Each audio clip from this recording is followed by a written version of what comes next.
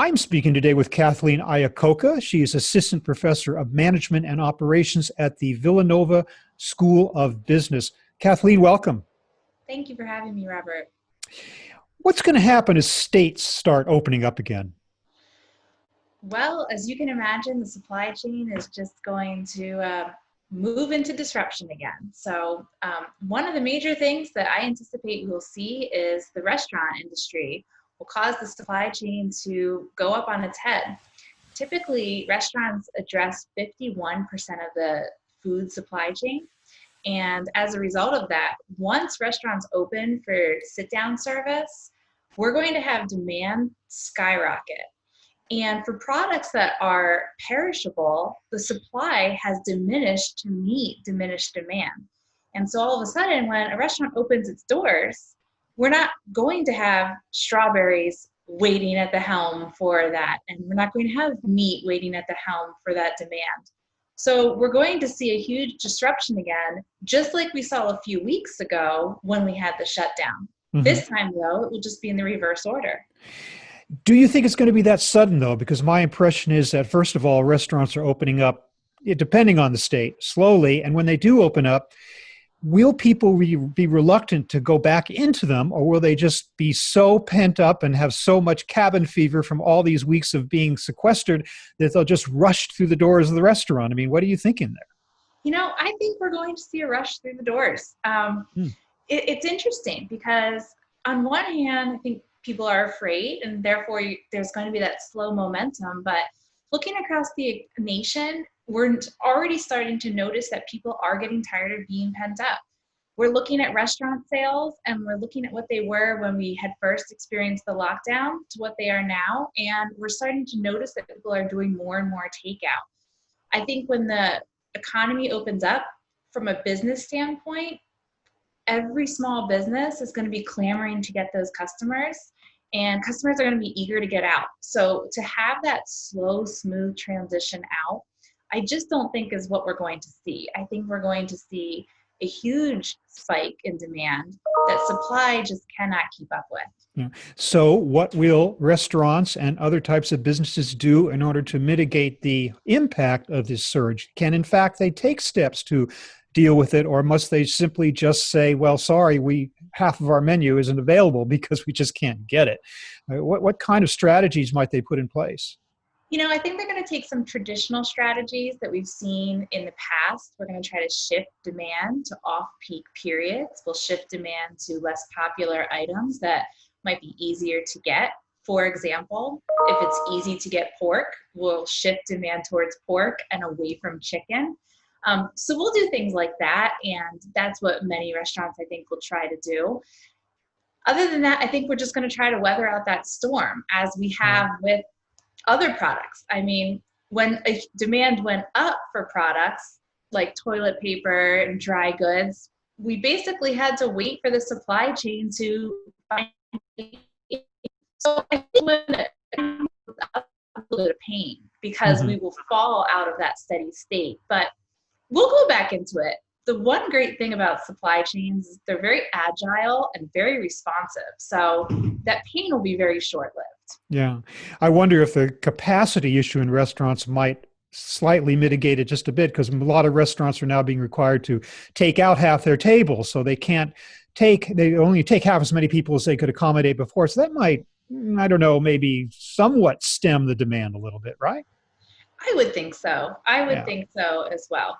Mm-hmm. Okay. But even so, a big surge in things like that. So I'm wondering where technology and automation comes into the picture as an aid to companies seeking to do this. So many supply chains are still run on spreadsheets and paper and old standards before this, still are, and maybe they will be for years to come, who knows. But what types of strategies can they adopt in terms of automation that would help them to deal with this surge that we're looking at in the months and years to come?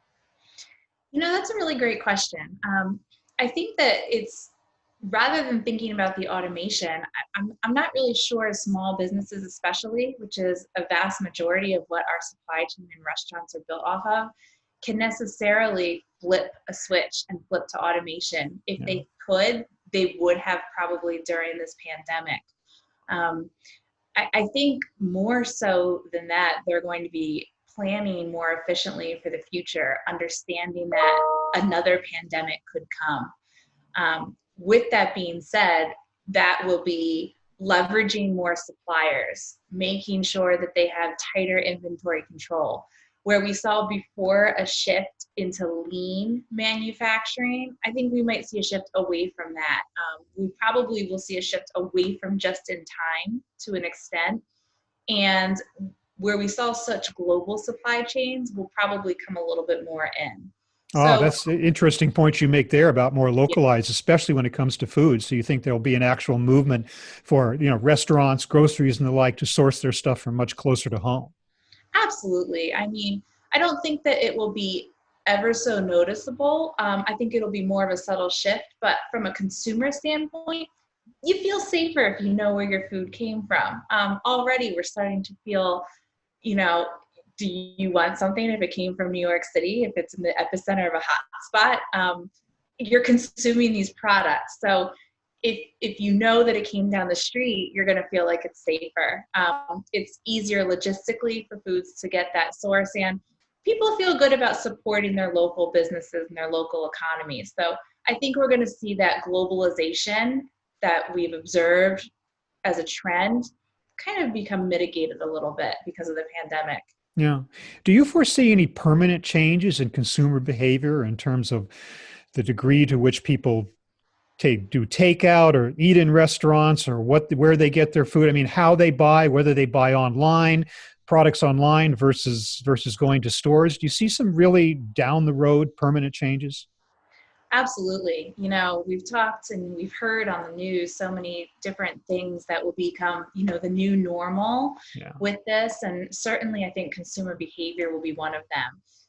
Hmm. Unfortunately, I think we've come to the world realization that we could go back into the state that we're living in at any moment. So I think people have to become more comfortable with the idea of buying their products online, especially something like food. We've started to see major wholesalers like Costco start to adapt, and send their stuff to their homes, people's homes.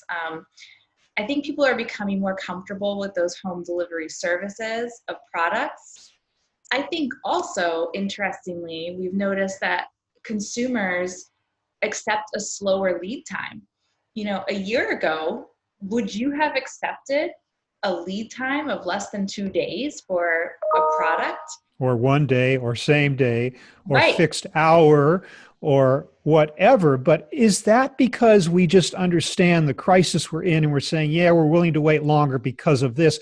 6 months to a year from now, we're back to our old spoiled ways. Is that a possibility? It's certainly a possibility, but I think 6 months from now we'll still be seeing the effects of this. Hmm. We'll see our schools be different, restaurants will be different, as you said. So we'll always have visual reminders of this, and I think as a result of those visual reminders, it will almost put a little bit of slack on the logistics system, and that order qualifier that used to be, oh, we have to have that 2-day shipping, that 1-day shipping, now shifts back to maybe an order winner, where we think you Yeah. don't necessarily need to have that anymore. Yeah. We've been talking up to this point purely from basically the consuming side, the customer side of the picture. But what about on the work side? How is the nature of work going to change in terms of who works in an office, who works at home? When they're in an office, how far apart the people are spaced from each other, and how will that affect supply chain and the ability of companies to fulfill demand? What kind of changes do you see there?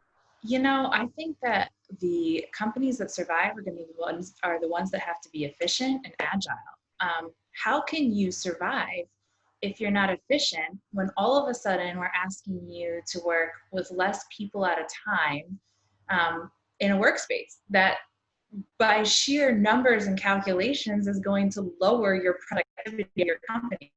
So the only way that you will continue to keep your doors open is if you find a way to operate and keep that productivity high with less people in the hours of the day. Yeah. So the companies that are technologically savvy, that are efficient, are really going to be the ones that survive. So that's that.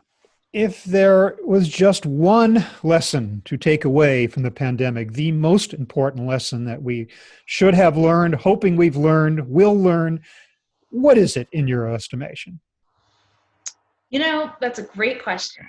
And there are many lessons to be learned. I hope one that we take away that was probably very important is in the world of automation and digitization, the human component is still so important. You know, we look at websites like will computers or will robots take over my job?